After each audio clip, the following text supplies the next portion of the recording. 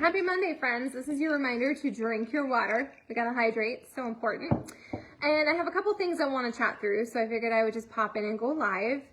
Number one, it is okay if you made a goal, if you set an intention, you made a promise to yourself, and you didn't keep it. And maybe you got off track because life happened, and you were in this kind of like hiding from it, shaming yourself, shoulding all over the place. If that's where you're at, I want to remind you that today is the perfect opportunity, not because it's Monday, but just because it's a new day. You can begin again, or you can pick up where you left off. That's totally fine too.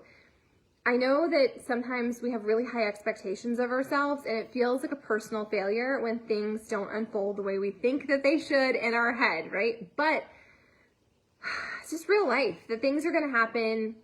You're probably at some point going to try and sabotage yourself because we're all works in progress, and that's okay. It doesn't mean you should quit on yourself. It doesn't mean that you need to start all over or that you need to come up with a different goal. Maybe you do need a different goal. Maybe it was too big or it was too impractical or it just doesn't fit this specific season of life.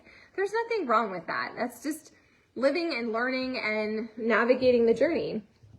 But I needed that reminder today. I decided to go back to something that I've been kind of hiding from and avoiding, because if I couldn't do it right, then why do it at all?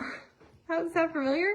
And I think that applies to many areas of our life, from our mindset work to our budgets, to our nutrition, to our movement, to our marriages. And it's okay for it to be imperfect. And it's okay if you stumble, and it's okay if it's not linear, because it's just yours. And really, at the end of the day, we're all just learning. We're all works in progress. So I want you to give yourself grace. I want you to ask yourself, what do I need to do? What do I need to realign? What do I need to surrender? Like, what have I been trying to do that's just no longer feeling good or aligned? There's nothing wrong with that. There's no shame to be had in that. I think if you want to feel bad about something, it's about hiding from it and choosing to ignore it and not do your next right thing. But we're having this conversation. You don't need to feel bad about that at all. So last Monday, I shared that I was going to go back to gut protocol, and then the weekend happened, and I had a fight with one of my kids, and I found myself eating the Easter candy,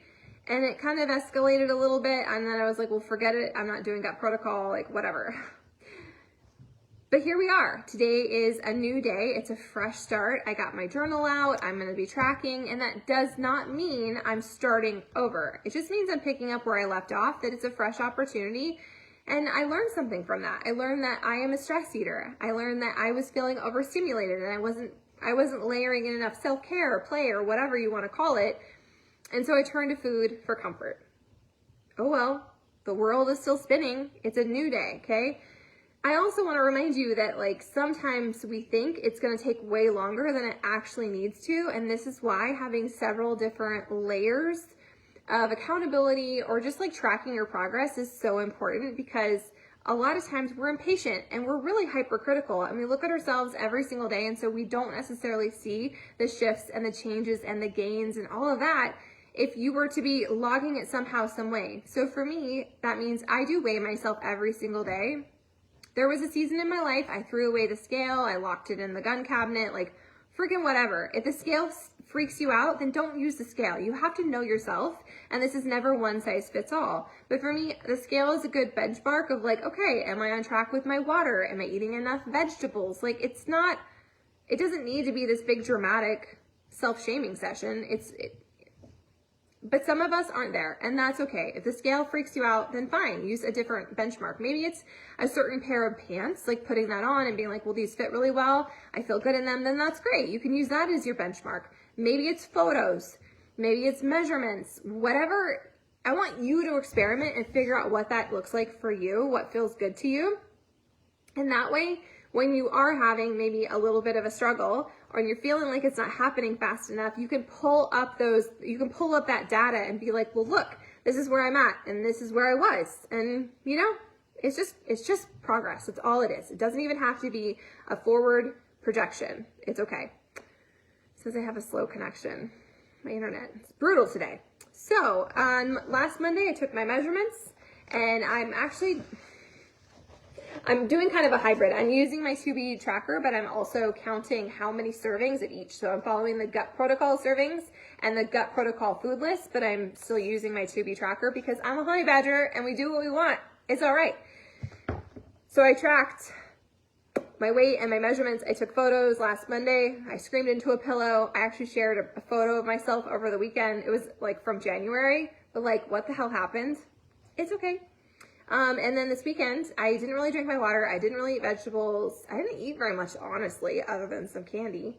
I just wasn't hungry, and I wasn't in a place to force myself to eat. But I took my measurements today just out of curiosity to see where I was. And you know what? Because I had those 5 days of being mindful, of eliminating the foods I know don't make my body feel good, and layering in more fiber and vegetables and water, I totally saw a change. I saw a change in my pictures. I saw a change in my measurements. I saw a change in the scale. And while it's not like, you know, let's take out a freaking newspaper ad worthy, it's still a win. It's still a tick in the right direction. And I want you to focus on that this week. You don't have to focus on your weight or measurements or anything like that, but I want you to collect your proof and look for all the ways that you are winning. You look for that data.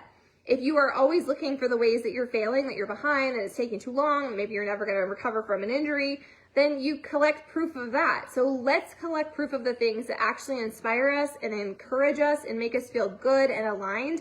And that is not toxic positivity, okay? That is choosing the filter you're going to see life through. Some people are glass half empty. Some people are glass half full. I fully 100% believe that we get to dictate the terms of that we get to choose which kind of person we are. So I know that sometimes we're born more negative, or you're just raised in a home that thrives in that. That was me.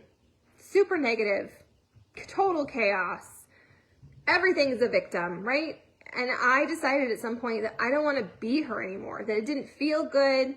And so day by day, action by action, listening to podcasts, working on my mindset, editing my self-talk, being in here with you guys, like, it has transformed who I am.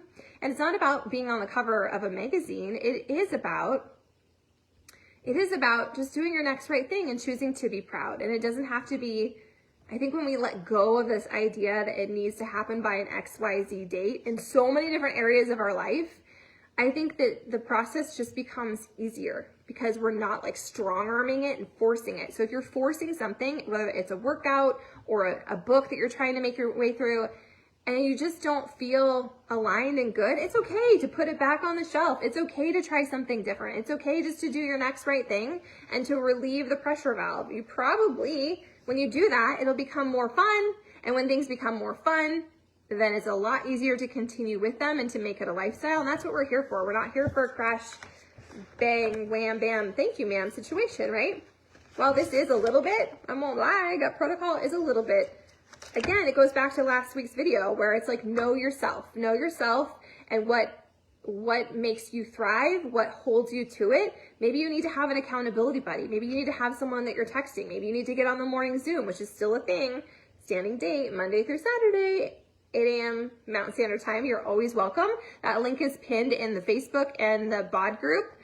But mostly I just want to remind you that you have what it takes. You have what it takes to change your life, to be that next level version of you. And it's the tiny things. It's not the huge changes. It's the little teeny tiny shifts that you intentionally cultivate, that you intentionally focus on, that you intentionally collect.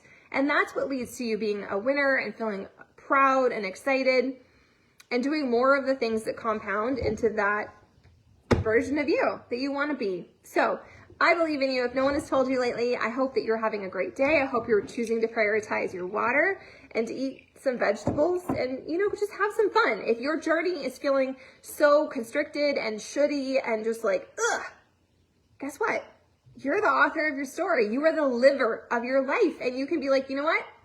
I don't want to do that today. And there's nothing wrong with that. There's nothing wrong with changing your mind and making a pivot and doing your next right thing, because you are the only you that will ever be.